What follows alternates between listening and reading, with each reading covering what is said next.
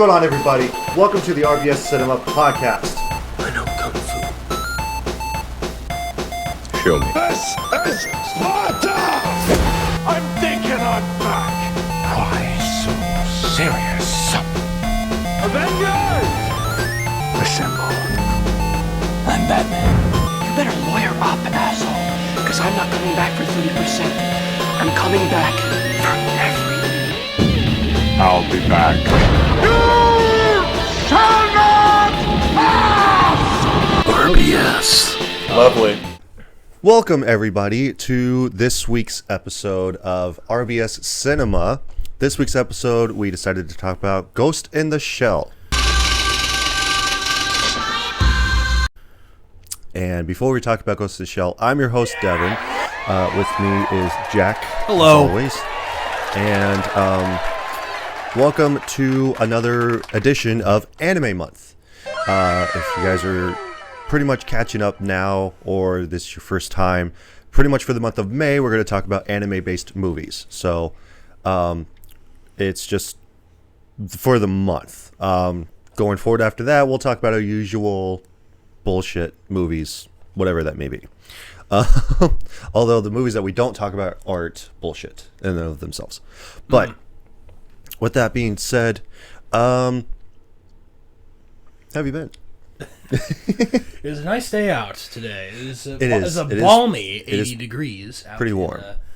In scenic La Vista, Yeah. Gretna, Papillion, Omaha, this area Yeah. of Nebraska. Yep. So, Good old Omaha. Apparently, I think my cat wants out. Hey, do you want out there? maybe you should have closed the door. I didn't shut it all the way. Like, I cracked it. See, now my other cat comes in. Maybe that's what the issue was. And now my door is just open. Okay, sorry about that. My cats apparently wanted to leave, and that was a struggle. But yes, we decided to talk about Ghost in the Shell. It's been a favorite of mine since I first watched it when I was a kid.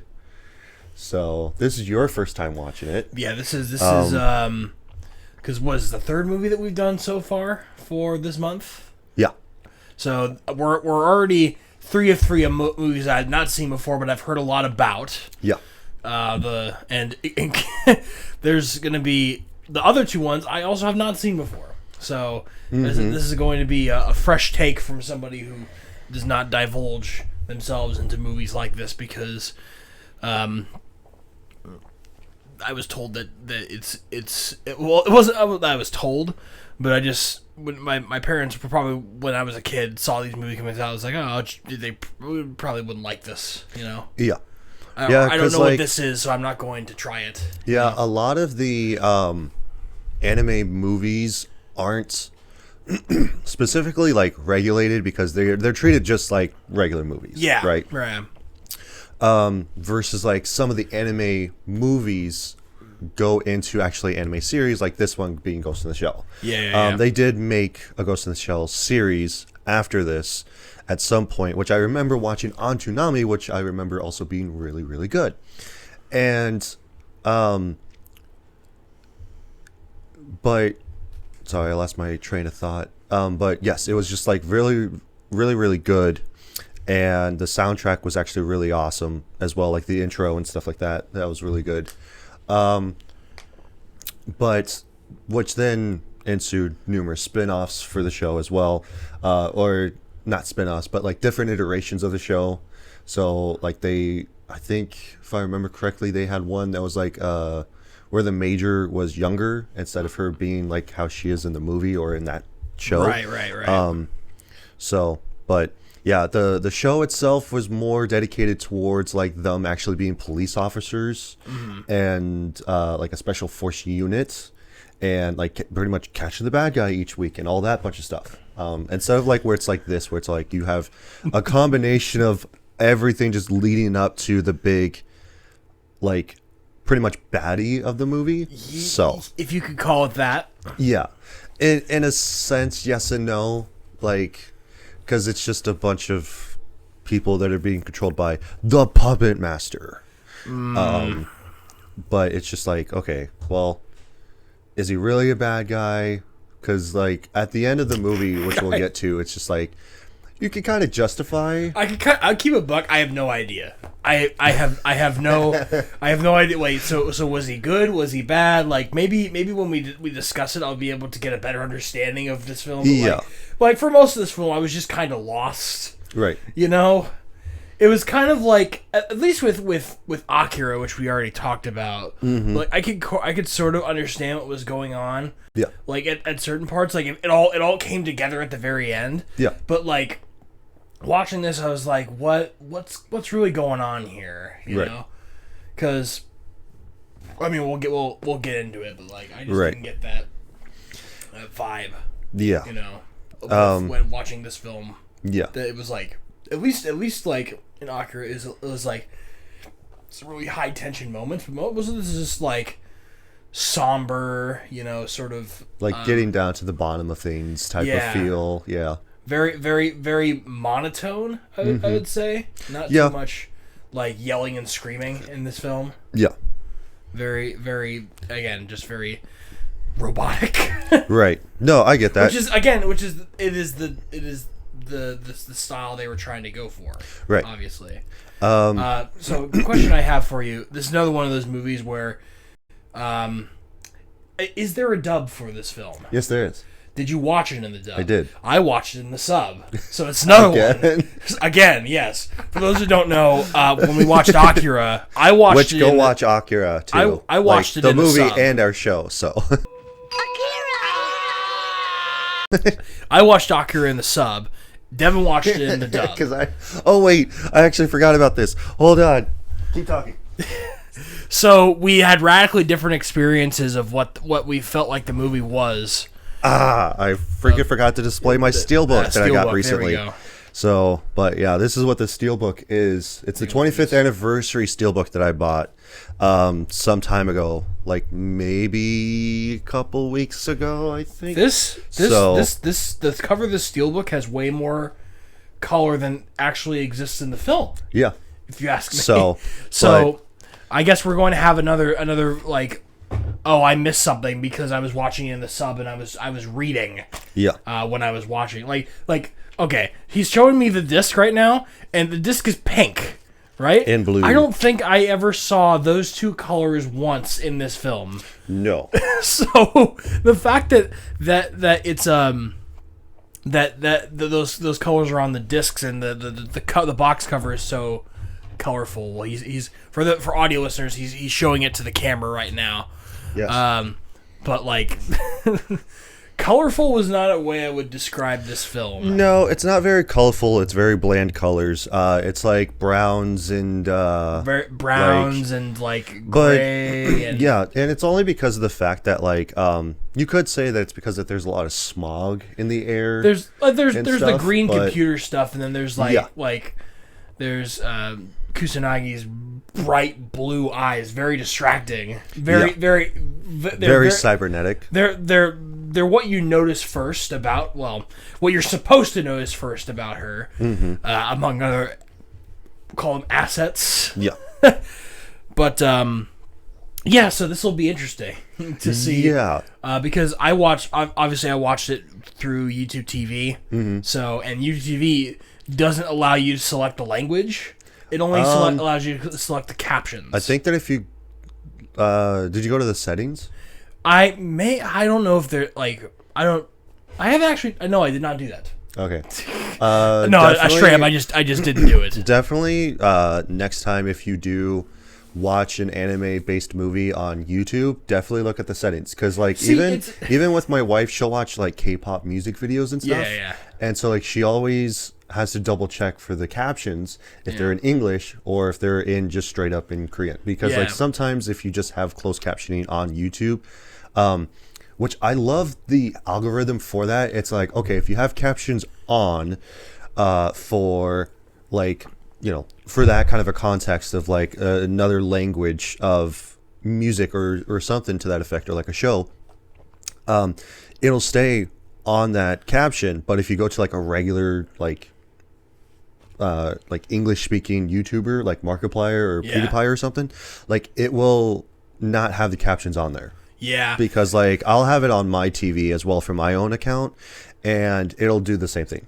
What was super bizarre for me, like watching the movie, my experience is that I would have the captions on. The audio would be in Japanese. I'd see the captions. Yeah. But for some reason, what I think happened is that it was using the captions for the dub for the sub. And what I mean that is that while they're talking, there are little bits of captions of dialogue that are put in there. Yeah. And there's nothing being said. Right. So there's just like dialogue that.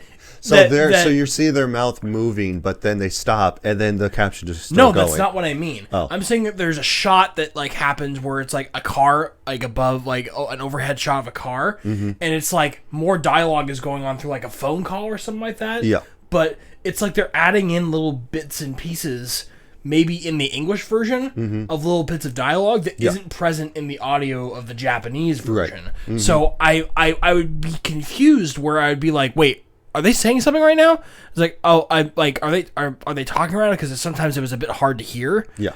So it's like, wait, they didn't say that. What's this? What's this added like dialogue? It was super strange. YouTube is very inconsistent with that. Yeah. With also the versions, because we watched Nausicaa, Spirit of the Nausicaa, the Valley of the Wind, last week on last week's episode, and then we're gonna be watching Spirited Away. Spoilers. And I watched that, and that was in English. Yeah. Nausicaa and Spirit of the Wind, the Ghibli films, were both in English. Yeah. But for some reason, Akira and Ghost in the Shell were both in Japanese. I think it's probably So it's very inconsistent, and there's no like multiple different versions that you can find through search. It's just Ghost in the Shell. Yeah. So and then maybe I do have to fiddle around with the settings a little bit, but just keep in mind that if you're ever planning on watching a Japanese animated film on YouTube TV, that sometimes it just might be only in the dub, sometimes it might only be in the sub. So I hope you're comfortable with either kind of auditory experience, whether or not you want to read subtitles for the whole movie, or if you want to suffer through potentially good or bad voice acting. Right. Because I mean, like the voice acting is actually, in my opinion, pretty good for at least the dubbed version. So so because I had the subtitles on anyway, and I'm a freak when it comes to this, so like I had it in English, but I still had the subtitles. So I've actually been asked this question of being like, oh, if you were to watch like an anime, would you have the subtitles on even though you watch it in English? And before I was like, no, like I really don't do that because there's no point. If I really wanted to actually read the captions, I would have just like had it in sub instead of dubbed. But because like movies specifically are inconsistent with their sounding when it comes to home video, it makes it a little difficult to like hear them talk, and then a big action thing happens, like an explosion or gunfire or whatever. Like that is like very loud because I already have my TV turned up so that I can hear the audio of them speaking. And then all of a sudden, like I just said, like an explosion happens and then I have to turn it down because it's super loud. SFX and dialogue mixing, especially nowadays on modern streaming services, is so bad. Oh yeah. Especially on Netflix. Oh my goodness. You'll have two different things that you're watching be radically different in how loud they are. Right? Especially like Disney Plus also has this issue where like it's just so quiet. Right. You have to like you'll be turning. I watch all my stuff mostly on my phone or on my computer. Yeah. So I'll be watching Disney Plus and I'll have to turn my PC like up to like the max volume so I can listen to it. And then later on I'll forget that I turned it up that much, and then I go watch a YouTube video and ears just get blasted because I'm like, why can't they just make it loud and then let me change the volume on the TV, like turn it down whatever. on my end? Yeah. Why do I have to do it externally, turn up the volume just to listen to this audio on the streaming service? It's really bad. Yeah. Especially when it's super inconsistent from show to movie or movie to show or movie to movie right. on most streaming services. It's just like It's so annoying sometimes when you just like can't hear, and that's a good reason to have subtitles. In fact, I think you would be surprised to know that like Netflix recently did a study, and like 50% of all Yeah, I think I remember reading that too. use subtitles now because the audio mixing is so garbage. Yeah, like before, like when I was getting more into movies, like growing up, like I didn't have subtitles on. I hated subtitles whenever I watched a movie because it would distract me from watching the movie itself. Right. And I just got tired of it. Like if I had to watch a foreign film, which the one that I remember going over to a friend's house, I remember watching Kung Fu Hustle.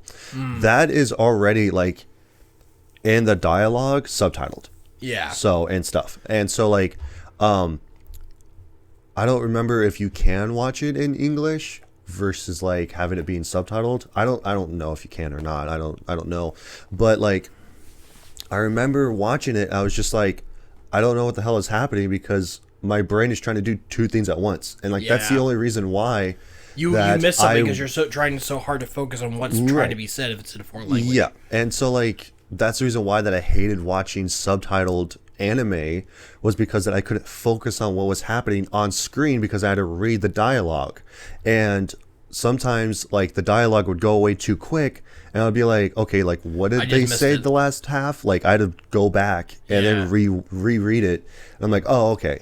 So like that was super frustrating to me growing up of like watching subtitled anime. And a lot of the friends that I had growing up was like, oh man, you know, like subtitles is so superior to dubbed. And I was just like, that's a personal preference. It is. To me. It is a personal preference. As I've gone on, I've realized that yes, it is a personal preference. Yes, it may be like the voice acting may be better in the original Japanese audio if you're watching anime. Yeah. Or vice versa. But at the end of the day, it's all about: do I want to have to give my 100% undivided attention to this as I'm watching it, or do I want to just sort of focus on what's happening in the animation rather than trying to understand what's being said, even though it's in a different language. Yeah, I totally understand that now.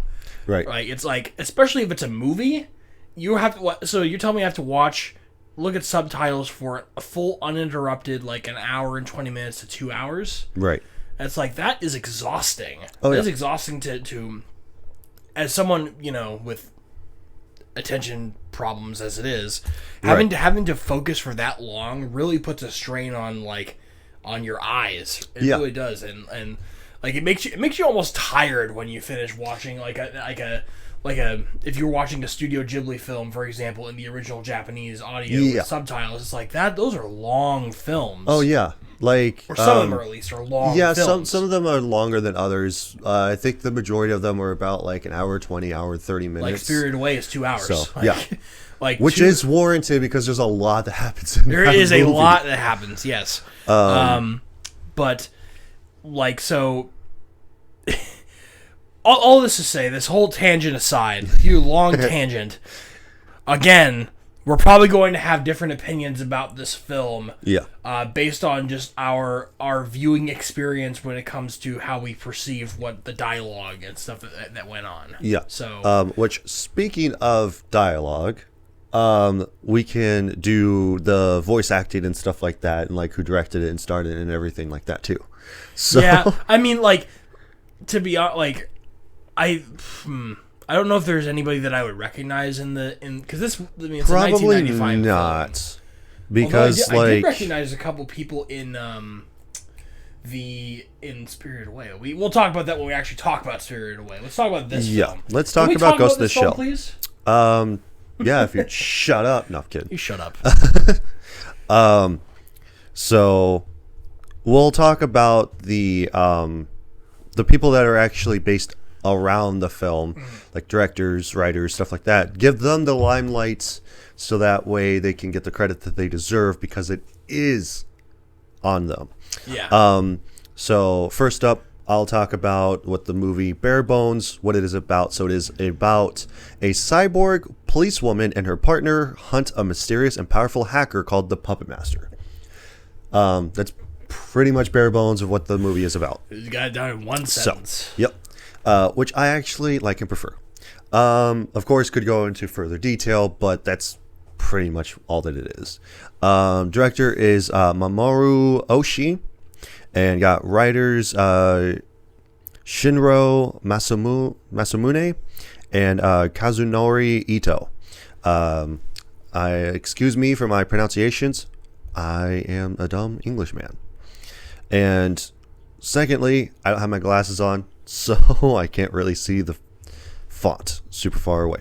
But other than that, we got won't list everybody that's in this movie because there's just a lot of voice acting that happens, but just hitting the bare bones of like the main people here. So we got Atsuko Tanaka, who voices Madoka or Kusanagi, who's the major, and Lamasa Kayumi, who plays as Sukai. Got Akio Atsuka playing as Bato, who I actually really liked in this movie, like Bato himself as a character. Kochi Yamadera, I don't know. Again, excuse my pronunciation. Played as Tokusa. Got Yatsuka Nakano, who is Ishikawa, and Tamio Oki, who played as Aramaki. And then going into the English voice acting cast. So we got Mimi Woods, who plays as the Major herself. Got Richard Epcar, who plays as Bato. Come on. Are you telling me that he was playing Richard Epcar? Oh, man. Now I definitely should have watched the dub. He's one of my favorite voice actors. I don't know who that is. So. Richard Epcar voices a bunch of different people, including he's Raiden. And he's Raiden in Mortal Kombat. Oh, okay. More specifically, the modern Mortal Kombat. I'm not gonna lie, I don't know a whole lot of voice actors in anime, so I'm oh yeah, if they're in this show, it's like, oh, okay, like Johnny Yambosh, I just know is synonymous just for doing this for Oh Salon, but I known him for other things like Ichigo and stuff, but that's about it. Obviously more so now, but moving on, we got William Frederick Knight, who plays as Daisuke Yaramaki. Excuse me, I had a burp. Christopher Joyce, who plays as Tagusa. And then last one we got is just the Puppet Master, who was voiced by Tom Weiner. So yeah, the only one I knew that this was Richard Epcar. So yeah. Moving on to taglines. So taglines, of course, are just things that are on the poster, trailers, stuff like that.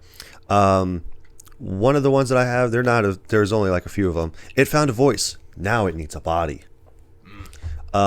Probably talking about the Puppet Master, because the Puppet Master doesn't really have a body. Yes. It only just is an entity. Yeah. People love machines in 2029 AD. Hey, we're actually almost there. Is it 2025? So is it said in the film what year it is? I don't remember. Honestly. I don't remember either. So it's I think I might have missed that when it was explaining the paragraph that they mentioned in the beginning. No, it didn't say in the year in there. It just said a bunch of philosophical stuff. Oh, okay. I wasn't too sure. I was paying attention, but it was also just okay, I missed what the first part of that was, but whatever. Let's see here. Mamoru Oshii's animated thriller, which I would have to say so. Who are you? Who slips into my robot body and whispers to my ghost? Very strange, because there are references to the Major throughout the film where she goes I have whispers in my ghost. Yeah. So which they don't really explain. They don't really talk about. Everybody just treats it like it's normal. It's not really all that explained. Yeah, and I think that in the animated series, they talk more about that. I don't know. It's been years since I've seen it, but I know that the live action movie talks more about that because it's catered to dumb Americans who yes. need a live action version of an animated film for them to be able to understand what the fuck's going on. I've talked about this before. don't really remember necessarily if it was on this podcast or the other podcast I was associated with my friends, where I explained to one of my friends that, like, because we were talking about Marvel movies, and we were like, well, I go like, you can't just have the X-Men being in an Avengers movie because they need to be set up first, because people don't really read a whole lot of comics. Yeah. Well, most people don't read comics, like if I were or you were. I think a vast majority of the people who go to see Marvel movies don't read the comics. Right. So they I always do this. They spoon feed you information about either the TV show that's based around it, like the Marvels, where they had to spoon feed you the information about Ms. Marvel, where she's from, like the backstory behind her and everything like that, like in a quick amount of time, as well as Monica Rambeau. I don't remember how, like, her first name because it's been forever since I've seen it or whatever. But regardless, the black lady in that movie. That's where she was all like in the series as well as WandaVision. Oh, yeah. So it's all like, how'd you get your powers? It's like, oh yeah, like this happened, blah blah blah. Like doing a quick 2-minute thing. They have to lead up to this whole thing, and it's over in like an hour. Yeah. And it's like you spent all this time building up. It's like most people, you don't even remember her name. Right, exactly. Like, so it's that whole thing of it being like, having added in exposition, because like me as dumb American, I don't understand. So it's like, okay, well, let's dumb it down for you to where you can actually understand what's happening or what this is about, or like this backstory, whatever. I could go on a rant about Marvel. Well, this is not the time or the place. No. Maybe in like maybe after the cut, or something like that. We could rant about Marvel movies and stuff like that. But now is not the time. We got to get through this. Yeah. Last one I have is just, it's found its voice. Now it needs a body. That was the first one. I'm looking at the screen that he's looking at right now. Taglines on IMDb. There's a duplicate tagline. But here's the difference though. What? The first one is, it found a voice. Now it needs a body. This one says, it's found its voice. Now it needs a body. I don't care. I just don't. There lies the difference. But no, very stupid. I don't know why it's duplicated in there. It's actually really, really dumb. But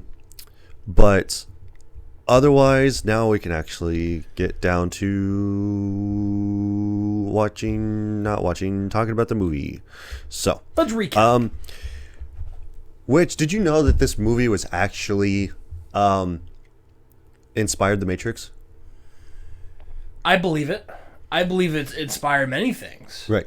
I can tell that it's sort of like crossed its way across many different things, and obviously like this movie took beats probably from Akira. I mean, it was maybe but you know, I mean, it's a sci-fi film. You know? Right. Well, I mean, like the Wachowskis got inspiration for The Matrix from Ghost in the Shell.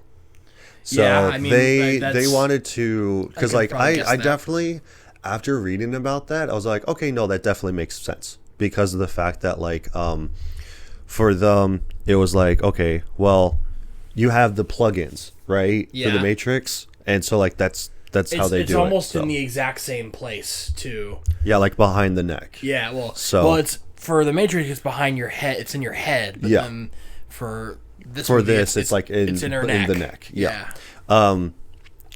But yeah, otherwise, and then this movie would have gone to expire probably Cyberpunk. A bunch of other stuff. Yeah, definitely. Because like, I was gonna say that because like one of the things that I really liked about this movie was like when they're talking, but they're talking in their heads. Yeah, it's that's like cool. they're on a like a voice call or something. Yeah, and so like I was like, okay, I can understand where Cyberpunk got that from, because like if you guys have played Cyberpunk, that's basically what happens is that instead of you having like an external source for like a cell phone, it's actually just programmed into your brain.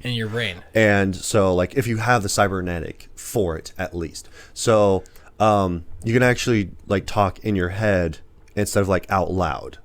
and stuff. So that could be potentially where Cyberpunk got their inspiration from, was from this movie as well. It would be funny. I never played Cyberpunk, so I was wondering if, like, I'm glad that they didn't have them speak out loud. Yeah, like it's all in their thoughts. Like, yeah, it's like really a voice call and stuff. Yeah, because like if it's in your head, right? Why would you be speaking out loud? Yeah. You're like, I'm glad that they didn't do that in this right. film. They also do that in the anime as well, like the anime series. That's good. So that's consistent. like, yeah, and like, just like in the movie where you could hear like a slight echo because it's happening in their brain and stuff. So I was just like, oh man, like that's actually really cool. But otherwise, I really like the first beginning part of this movie. What is it, like the first 15 minutes of it? Yeah. Like this movie isn't that long. It's like an hour and 20 minutes. It really isn't. Which is pretty good because like for an anime movie, like there's a lot of work that goes into it. So it's all like, okay, like how long do we want to make this type of thing? So like it's good that it's an hour and 20 minutes. But it's like the first like 15 minutes or so is like we're introduced to the Major, who is about to like stop this deal from happening or something like that. And so like she has the an invisible like lined suit that's like skin tight. And when I first saw this one, because like I saw this when I was a kid, I saw that I was just like, wait, is she naked? I think that's everyone's like, first. That's awesome. I think that's everyone's first thoughts when watching this film. Yeah, because like that's the reason why in the live action, like you've never seen the live action. I've never seen the live action. Because I remember seeing it in theaters, but like the live action, she does have a skin tight suit, but it doesn't like show her nipples or anything. So I was like, aw, no ScarJo nipples. But besides probably she that, didn't want to do that. I'm guessing probably. I would So be like, no, I don't feel comfortable with this. Yeah, but like it's very skin tight. Like it literally just looks like that she's just like exposed. Got no clothes on. Yeah, I mean like. But yeah, she's able to turn invisible from this because of can't remember what it is, but it's basically kind thermal of like optics. I believe. Yeah, it's kind of like the Predator like camouflage. Yeah. That he has. And so like she stops this bust and she like these two guys are talking, and so she says something, blows one of the guys to smithereens. Yeah.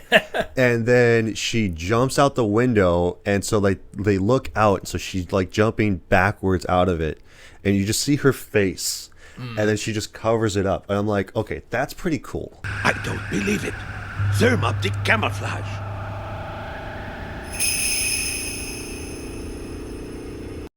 That is kind of cool. Cause like, but I like how the movie is called Ghost in the Shell. Yeah. But it has nothing to do with the fact that she can go invisible. Yeah. Like she's not called the Ghost in the Shell. It's just the name of the film. Right. So it's like that. I thought that's why the whole reason why it was called Ghost in the Shell in the first place is like, oh, I know a little bit about this going in there. Like, oh, I know the main character can go invisible. Right. I guess at some point it's like, but no, that has nothing to do with it. That has No. absolutely nothing to do with why it's called that. And it's only because of the fact that like the reason why it's called Ghost in the Shell is because that, which leads me to my next point of the intro of this movie is actually really, really cool because like it shows the Major's body as like, because it's a cybernetic organism. It's not even human, but it has like human elements, so like muscle, stuff like that. But like it's mostly primarily made up of like cybernetics.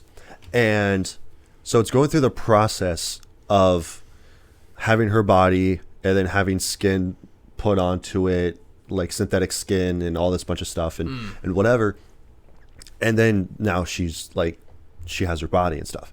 So basically to me, it's like the Ghost of the Shell is that she is a ghost, and then the body that she is possessing is the shell. So she is a ghost in the shell. Quite literally. Right. And so like you could argue that like, well, like, because once you watch the live action movie, it makes more sense after watching that compared to this because it's not explained at all in the animated movie. No. I don't know if it's explained into the TV show because it's been years since I watched it, but they in the live action at the end, we come to find out that it's like, okay, well, she was human, but then they transported her brain into the body that she's possessing now. And that's basically why she's called the Ghost in the Shell. So, because like I think that she's the only other person that we're aware of, like especially in the movie, where she's mostly cybernetics. I think the only thing that makes her human is her brain. I think that's the only thing. But she doesn't think like a human, Right. which is also Definitely very interesting. not. So, but yeah, that's basically why it's like her consciousness is transported from one shell to another, whatever. But primarily, that's what this one is. And like, I remember the live action where fans were outraged because it's like, okay, well, why did you whitewash the character, like being Scarlett Johansson? And then people that I would assume didn't watch the movie were in a huge outrage because of it. They were like, well, in the anime, she's Asian, so why is she white? And then like, once you actually watch the movie and you get to that ending, it's like, okay, now it makes more sense. Right. Because again, it's just a cybernetic body that she just takes possession of. Not just like, oh, like not like the Puppet Master where it just like transports from body to body just because it fucking feels like it. But it's just like, okay, we made this shell, you can just take control over it and stuff. So regardless, but the intro to this movie is just really cool, which they did make an updated version of the movie where it was more 3D, like the stuff in the intro was more 3D instead of it being like a 2D space. Yeah. So like they just remade the movie, but all of the cybernetic stuff was like just 3D animated.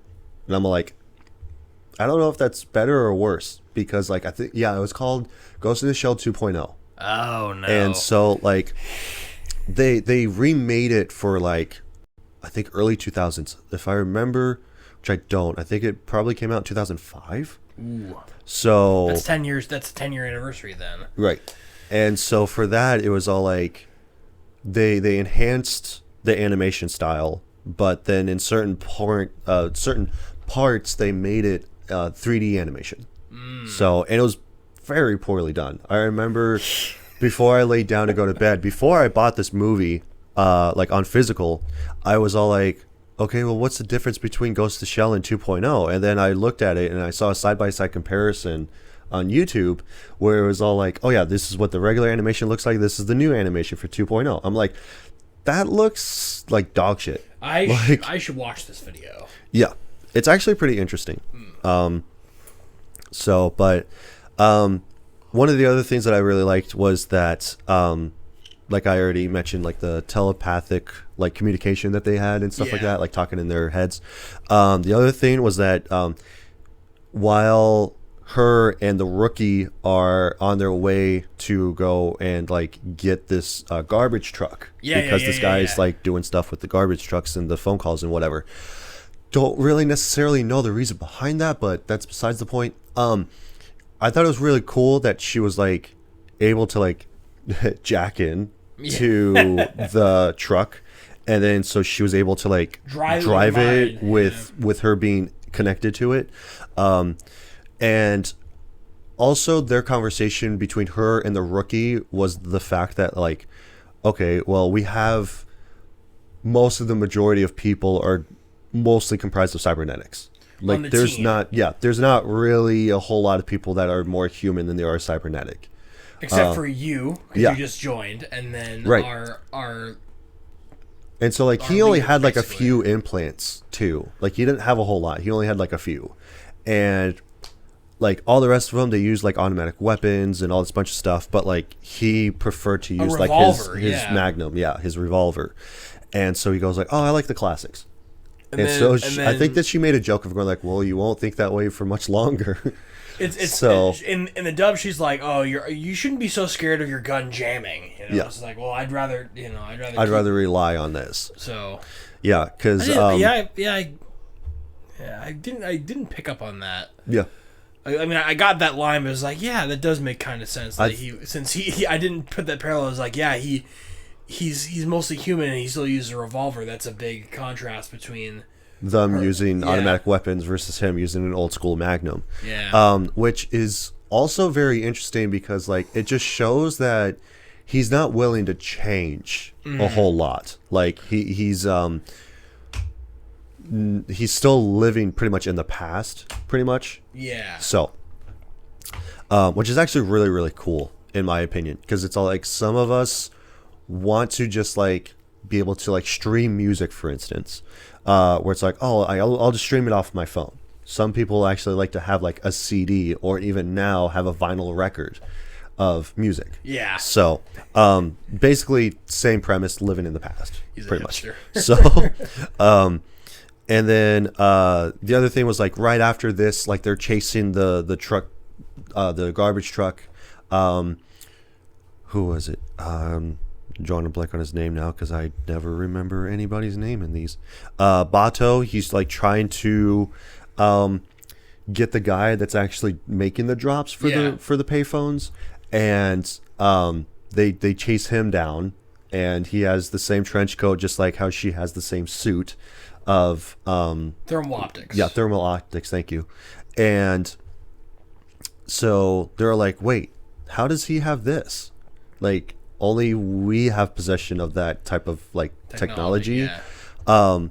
And she also goes invisible to try to like basically beat his ass because they finally have him go off on foot. He's like in a lake that's in between the two cities, and he thinks that he's going to get away scot-free because he goes like, I don't know why he stopped and just was like looking at the city, and I'm like, that's not a great sight to see because it looks like it's run down. Buildings are like pretty much like decimated. It's like, also, and whatever. why are you stopping in the middle of a body of water? Like, right. You're being actively hunted down. Yeah, and it's only shin height, so it's not like that you have to swim across or anything like that. So Yeah, well, keep going. I didn't really understand that, but all this just to basically have her go invisible again, just to basically beat the shit out of him.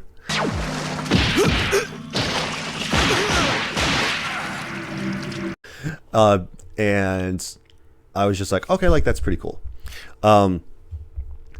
Let's see, because I had to take out my notes. And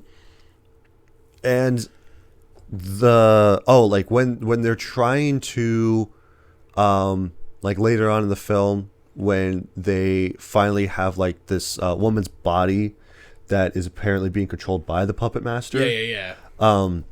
Where it's like these top government officials, they come in, and one of the guys goes to like look through either the coding, right? Oh, yeah, I know exactly what you're talking about. So yeah. like the American guy, because Yes. like later on they start diving into them, and so it turns out that he's Dr. like Willis, I believe, is the guy's name. The I think doctor, so. Yeah. So like he is American, and so like he has hand cybernetics. So it's like, oh man, that's actually really cool that I remember that, because he would just flex out his hands, and then all of a sudden they would break apart, and then it'd be like on his fingertips. I think it's maybe like what, two other smaller like pointers or something. So I was just like, oh man, that's really cool. And then you see it again with the leader of the police squad. Give me a sec. Dasuke or Dasuki, where he was on the phone with the major and Batu, where trying to find out like where they're taking the puppet master's body, because like these guys, they come in, they take it, and then they run off, because they also still have that. It's like, what does Section 6 need with this? It's like, we're Section 9. It's a bit suspicious because they're like, right. They're like the Ministry of Foreign Affairs and stuff like that. Yeah. And that's when they explain like, oh, the puppet master is actually American. Right. And we trapped him in this body. Right, because like we killed his actual human body. So he's stuck here. Yeah, and so like he's not able to go anywhere. He's just able to travel from body to body that has cybernetics. So, or is mostly comprised of being a cyborg. Yeah, and I Pretty like much. also this part before, like when those two are walking in, the guys from Section 6. The rookie actually asked for camera footage of them walking in, Yeah. and he noticed that there's something wrong with the door pressure, which leads us to believe that he thinks that like somebody snuck in behind them using thermal optics. Yeah. Right, because like the pressure of the door, he waits 3 seconds for the door to close, which means that there's somebody else like walking in behind them. Yeah. So Yeah, because then they have this elaborate plan to where it's all like, okay, well, we're betting that they're going to take the Puppet Master's body. right. And so, like, we're going to wait and act on this now. Because even when the Major is in, like, the control room where, like, she's able to, like, see the Puppet Master, like, on the TV screen, you see her smile. And so it's just like, why is she smiling at the Puppet Master? And then come to find out, like, oh, like, here's our plan. And so, like, even when they bust in, they grab the Puppet Master's body and they take off. Like, she's trying, like, he's trying to get a hold of the security team being, like, Section 9. Yeah. And all them. And they're not responding. And so he gets in the elevator, and so he goes like, hey, look, what the hell's going on? And so she goes like, hey, yeah, like, we actually had this plan in place. We knew this was going to happen. Yeah. And especially where the rookie, he was like trying to shoot at the Yeah, car. he shot a tracer into the back of the license plate. He tried to shoot the car originally, but then it turns out that's bulletproof. Yeah. Like the Major said it would be. And so then he like put in a round that's a tracker and then like shot the license plate. And so like now they're able to like track out where he is. Which so he we wouldn't have got been able to do that if he wasn't using a revolver. right, exactly. So Batu is on the ground, he's like driving versus the Major who's in a helicopter that's like from the air. And they kind of suspect like, okay, well, they're going to probably have a dummy car. So when that happens, we'll just go separate ways. One of us will take one car, the other one will take the other. And so just like they suspected, like that's what happened. So then they're all like, okay, well, which car is he in? And it's just like, well, why don't you go track down this car? I'll take down the white sedan, and we'll go from there. And so, which when Bato actually like goes after the dummy car, like this is actually pretty awesome, but also very violent as well. Where they have this huge roadblock set up, like they're gonna trap them, and Bato comes up from behind. And then I think it was the snipers that got the driver. Yeah. And I'm just like, damn. Like, he was just obliterated in the car. Absolutely. And so the Bato, like, rips open the door and then, like, shoves the guy into the console with his gun behind his neck and just goes, like, don't move. And it's just like, damn. That's very violent. Yeah. Like, of a controlled situation. But, like, I was like, but pretty, I would probably say pretty warranted. So, but I was just like, oh man, that was really cool. And you've got the Major who's taken out the white sedan, goes to a, I don't know what you would call it, like an old museum. Yeah. Something like that. It is a museum. So yeah, because like I remember there's like skeletons on the wall. Of, like, dead and like I think it's like, and, what, the Tree of Life. Yeah, the Tree of Life. So on the huge like stairway on the wall. I think it was just a wall. Yeah, where it's just like at the top you have like. Well, because like there's stairs that go up and then they divide out. Yeah. So but yeah, it's like on the wall next to the staircase. But like she drops down. Because like this is at the end of the movie, but like this is like one of my favorite parts of it too, was that she drops down, gets inside, she has a briefcase with her, and so she realizes that like the sedan is just by itself, but then she sees something, she sees a reflection, and then she goes like to the helicopter pilot going like, hey, shoot out the roof. So then all these glass falls on this cybernetic tank which that's was like a invisible 'cause spider. It also had thermal optics. Yeah, and so it's just like, oh shit. And then once it's found out, it's just like, oh shit, it sees me. Like, Yeah. oh man. And so she gets on pretty much like on the phone with Batu and just goes like, hey, I'm in a little bit of trouble, even though he told her, hey, wait for backup. Yeah. But she knew that backup wasn't going to arrive in time. And that's why she went in the first place. It's like, because how you gonna take like, down that tank with you don't have enough good weapons to be able to take it down. It's like, Yeah. I'll handle it. right. And so like she starts going through the briefcase and stuff like that. She's like taking out stuff out of her her machine gun that she has and everything like that. And all this just to basically like create a diversion for the tank for it to actually run out of ammo, because like once she's like running around, and once because she takes out one of the guns, so she goes, okay, well that takes care of one of the guns, so now that's one less problem I have to worry about. But she was like about to get shot, but then it runs out of ammo. She goes like, it's about time. Like I was wondering when you're going to run out. I missed that line. Like, yeah. So but she starts undressing herself to like have the suit on. Yeah, because she had it underneath her clothes anyway, but like she then turned invisible. And then there's still one guy that was left in the sedan, so that was watching over the puppet master's body. And she takes him out with a grenade. Yeah. And then she starts running. The ground is wet. Yeah. So she starts running because across. it's raining too. Yeah. So, because of course, like I mentioned earlier, like they shot out the roof.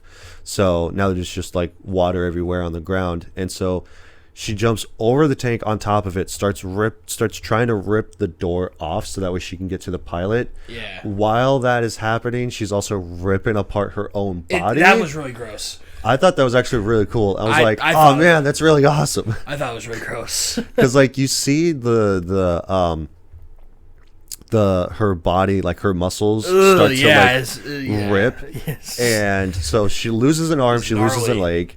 Literally, it costs her an arm and a leg. And she's about to like basically get her head crushed by the tank, and then all of a sudden Bato shows up with a freaking anti-tank rifle, basically like a and he calls it like a big gun. It's like basically like an auto cannon from like Helldivers 2, basically. Yeah, he just starts shooting the shit out of the tank. Yeah, and then finally kills the operator. Yeah. And she goes like, oh, it's about time that you showed up. He goes like, yeah, I figured that you were going to do this, so I had to go to my private collection. And no, she asked him where he got the gun from, and he goes like, oh yeah, I got it, it's in my private collection. Like I think that the Force gave it to him as a gift or something like that. Yeah. So it was in his private collection, so he had to go back and get it so that way he could come and rescue her. So, but also just the fact that like right after this, she goes like, hey, I want to actually go inside of the puppet master's like body so that way I can understand like what's happening. Because that was the original plan all along. We kind of skipped over this, but like what is the puppet master in the first place? Right. The puppet master is like a program, basically an espionage program that became self-aware. But it says it's not an AI. Right. But it's like it's a because they asked like, so you're AI, and he goes like, no, I'm not AI. No, I'm not AI. I'm just. Even though like he even said like, I also didn't originally have a body. So the guys that were there lied about him having an original body and that they killed it. Yeah, so, I was a program the whole time, man. Yeah, and she starts asking him like, well, what's your purpose? Like, what are you trying to do? And he basically wants to reproduce. That's all that he wanted to do. He wants to reproduce, and have like, because he also realizes that he can't give birth because he tells the major like, yeah, I want to possess your body and like basically reproduce. So she goes like, but you're not going to be able to do that because I can't reproduce as it is because I'm mostly cybernetics. So it's like, no, we're going to do it digitally. Yeah, and so it's just like we're going to have a child that is a cybernetic child. Pretty much. It was more like he was talking about the aspect of copying yourself. Yeah. And it's that, well, it's not the same thing as, like passing on yourself. Like if I just create a copy of myself as I am now, that takes away all of the growth that I went through in my copy that I am right now. If I just copy like what I was before, then I'll just start again with no memories. Basically, Yeah. It'll just be.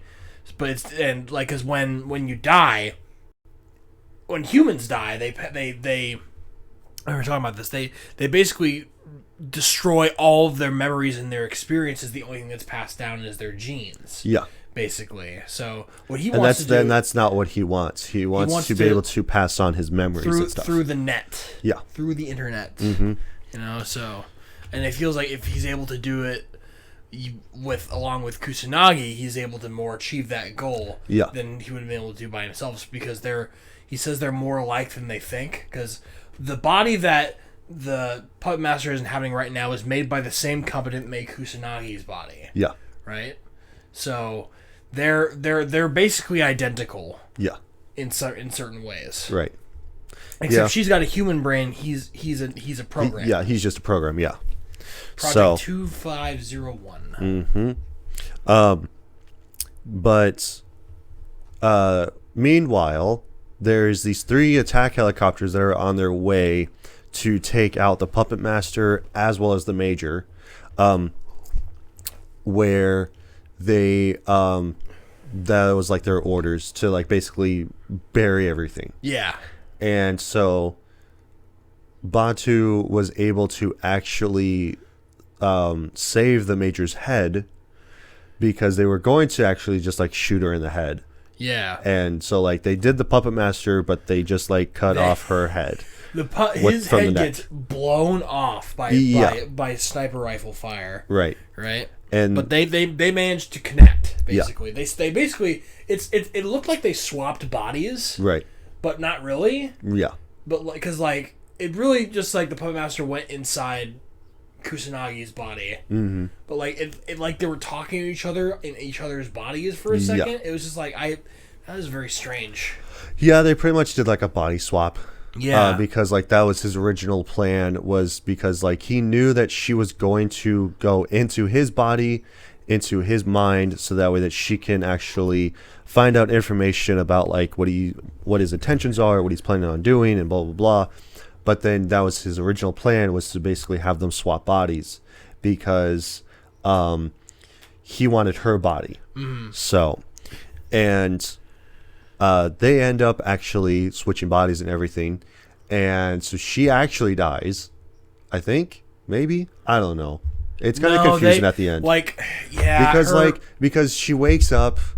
They fuse. They fuse into one together. So like they're no longer themselves. They're a combination of the 2 previous like minds. Yeah, basically. because like she wakes up and she's now in like a kid's body, which is very funny because like she started talking like a kid. Yeah. And Batu has her at like one of his safe houses, and it's been 20 hours since that happened, because she goes like, what happened? And he told her everything and whatever, and so like basically they think that she's dead and stuff. Yeah. And so she goes to leave, and I actually have this quote written down, because I actually really like the quote where she said like, oh well, you know, like, I'm not the Puppet Master, I'm not the Major, like I'm actually just like an entirely new being altogether. Right. And so she goes like, oh yeah, like, because earlier in the movie she was in the ocean, and like because she's primarily comprised of cybernetics, she's gonna sink, but she has a floater device that she has on her suit. And when they're on the boat, she's like telling him about this quote, but she couldn't really remember the full quote or something like that.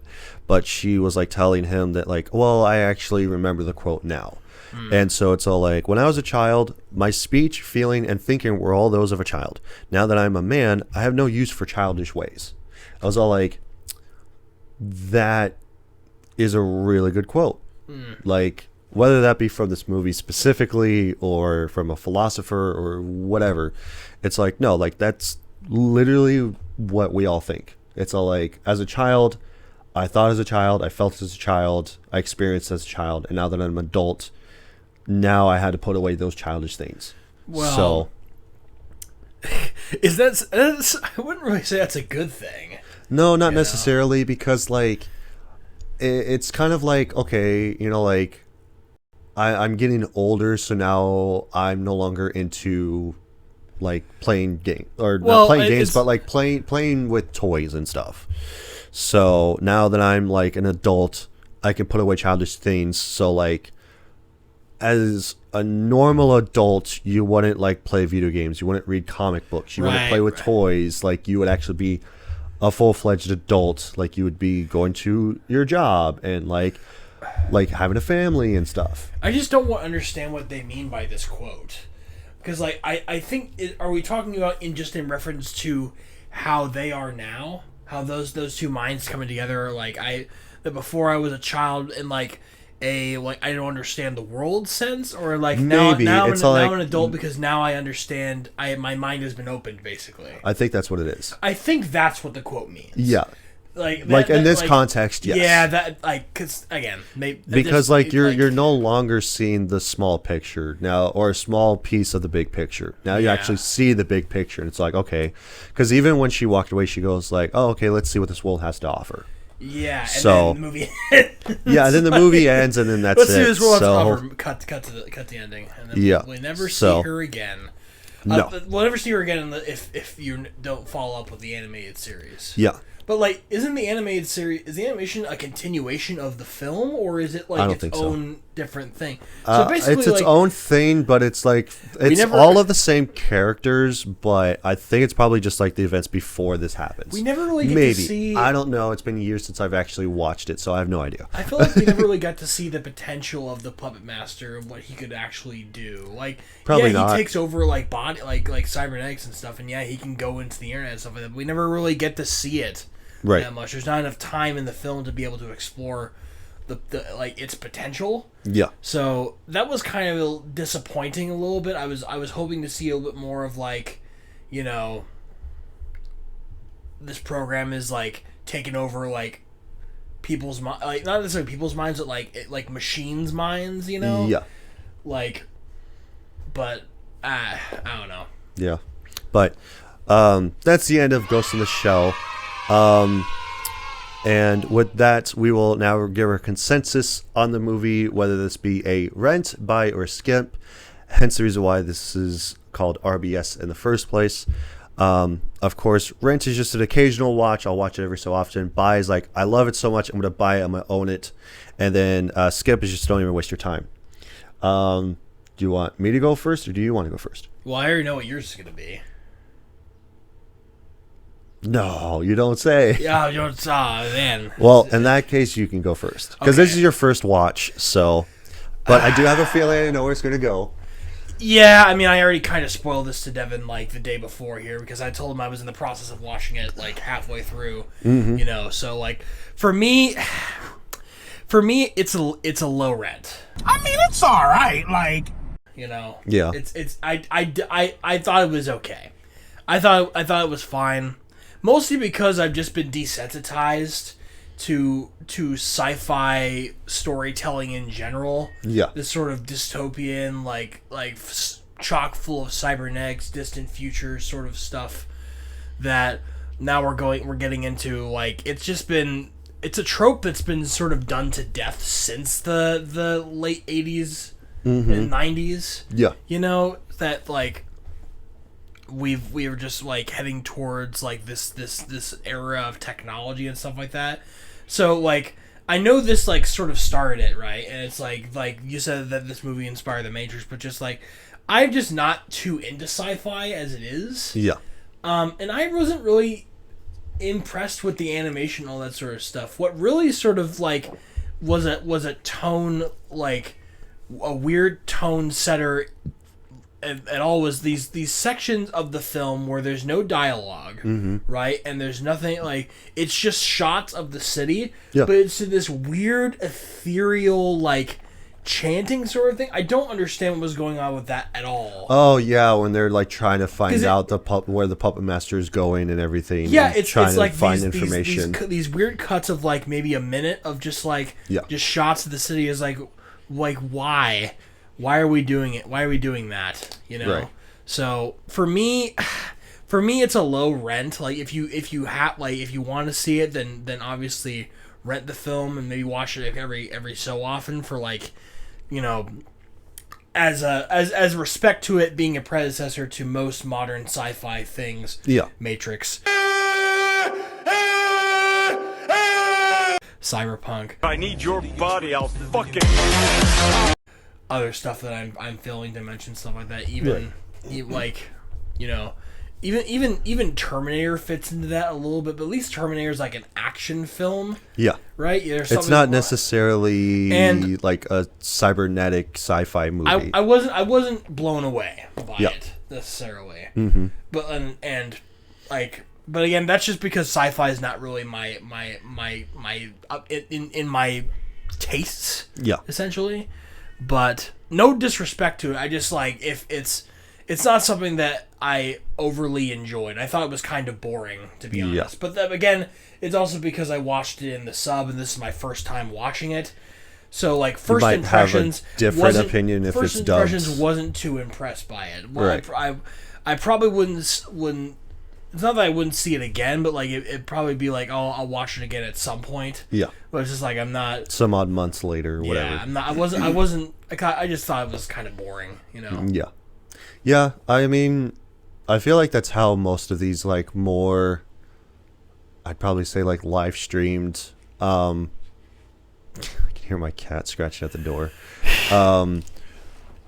Like anime movies are, it's all like, oh man, like this is gonna be really cool, and then you watch it and you're like, okay, this is kind of boring because like not a lot of stuff happens. Like I think don't for understand the hype, right? Like mostly. I think for anime, it's more like of the visuals and the characters and stuff like that versus like substance, you know, like the story or like character development and stuff like that. The sub version just felt kind of flat to me. Yeah.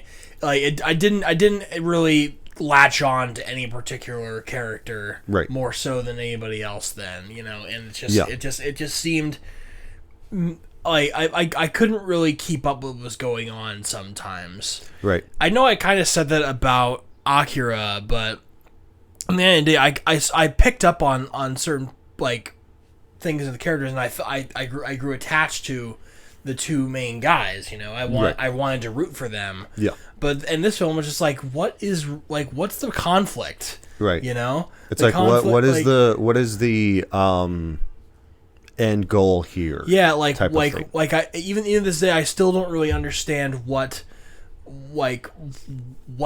Project 2501 was even trying to do. Yeah. You know, like something to do with like politics.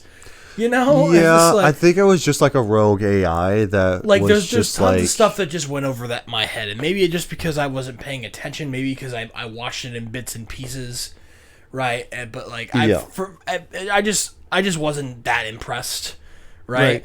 And I'm not saying it was bad. I just didn't think it didn't blow me away, you know. Yeah. Most people think like put this up there as like, oh, this is so influential. Mm-hmm. And for me, I just like, it's okay. You know? For me, obviously mine is a buy.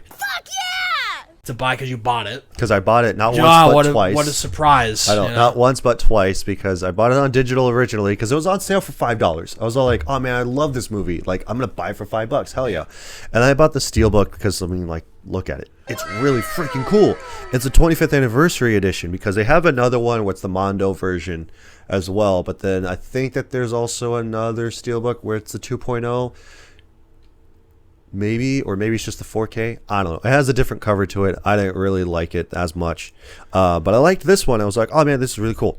But besides that, I was all like, okay, well, reason why that I consider it as a buy is because of the cinematography for it, the characters, the story for it, and like the visual effects and everything.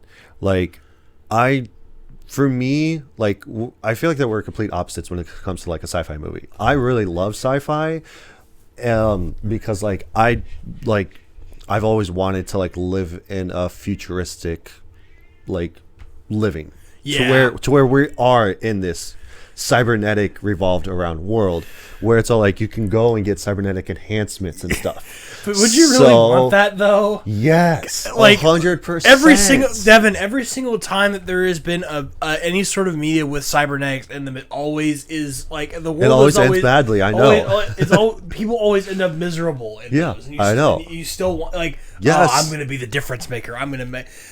This time I won't make the same mistake. Exactly. It's all like, dude, if I could be able to like have a chip implanted into my brain to where it's all like I can understand every single language ever, I think that'd be really freaking awesome.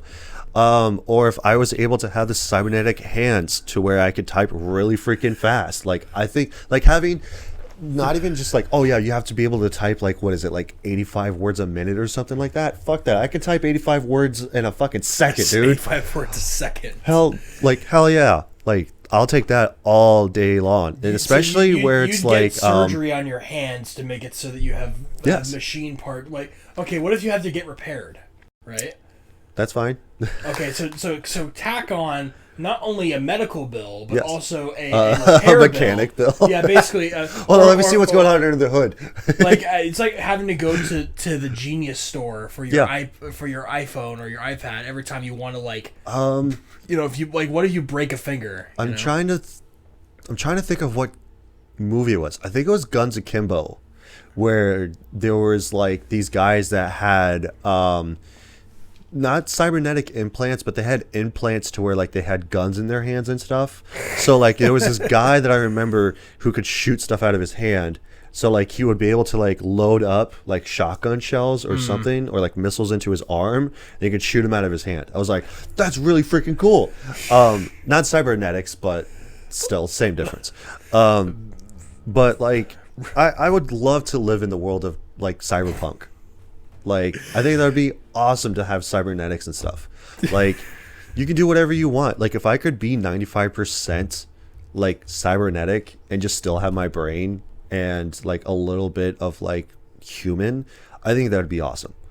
Like, to me, I know that some people would be like, well, it would be hell because you wouldn't be able to feel anything, blah, blah, blah. It's like, that's the whole point. I don't want to feel anything. I feel like that you're this whole meme, Devin, where it's like stuff's flying over the guy's head and you're looking at, wow, cool cybernetics and stuff is going over your head over like deep psychological trauma and like dystopian futures. Like that's the stuff that's going over your head and all you can see is, wow, that guy has really long fingers. Yeah. That's you right now. It is. Right? But I would, because like I've always had this fascination since I was a kid. Like I've always wanted to live in the future of it being like not just cybernetics, but like having LED screens or having like advertisements be like this giant projector of like kind of like in Blade Runner. So I think that would have been like really cool to have like flying cars, but then you also have cars that are on the ground and like, you know, you have these advertisements that are like 3-dimensional, but you can't really interact with them. So like, I think that'd be really freaking cool. So like, all this just to say that like I really enjoyed this movie. I would say definitely go check it out for sure, 100%. Like if you haven't seen this, at least watch. I mean, give it a try. Obviously, so, I'm not saying that it's a skip. No.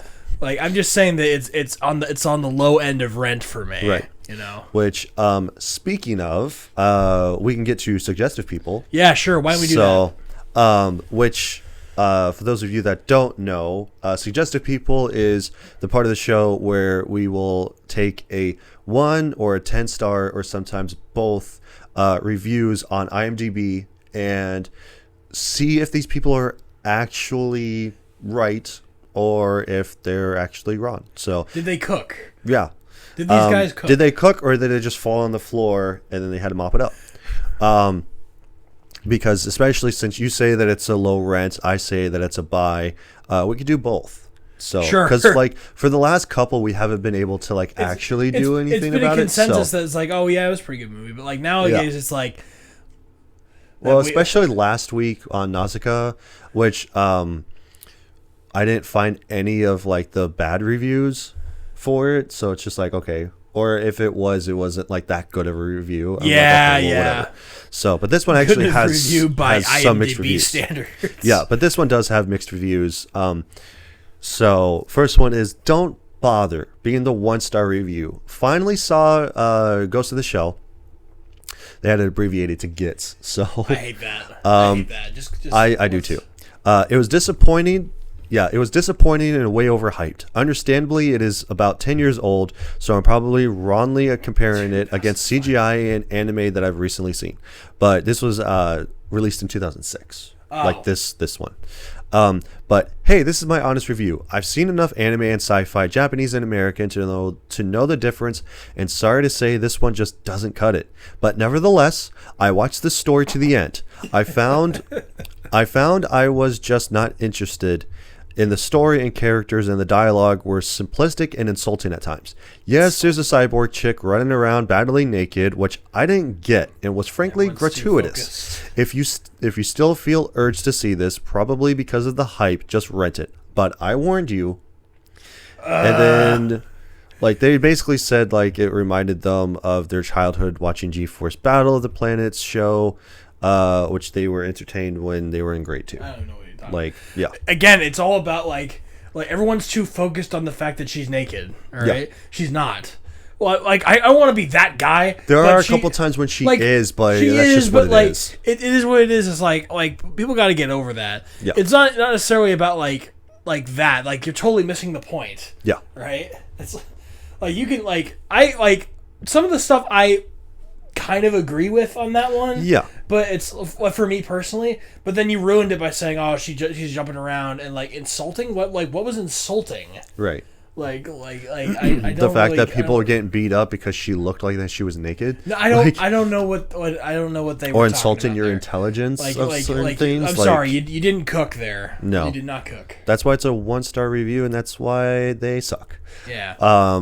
Here's We'll a go- 10-star review, which I actually read these last night just that way I could see which ones I wanted to talk about. Yeah. Generically, what I'll do is like, okay, that seems short enough for us Yeah. to talk about, whatever.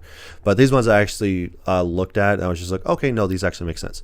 This person says, a masterpiece of art, technology, and culture.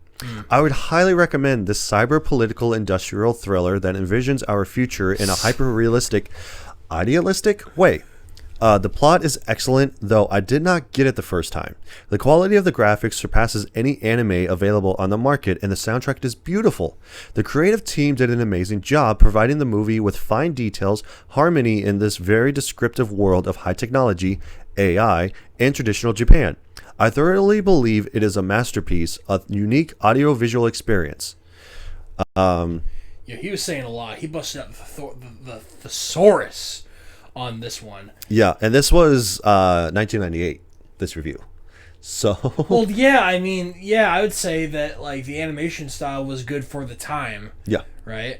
But like I can't dunk on the animation on a 20-year-old film, you know? Right. It's like what did he use to describe this film?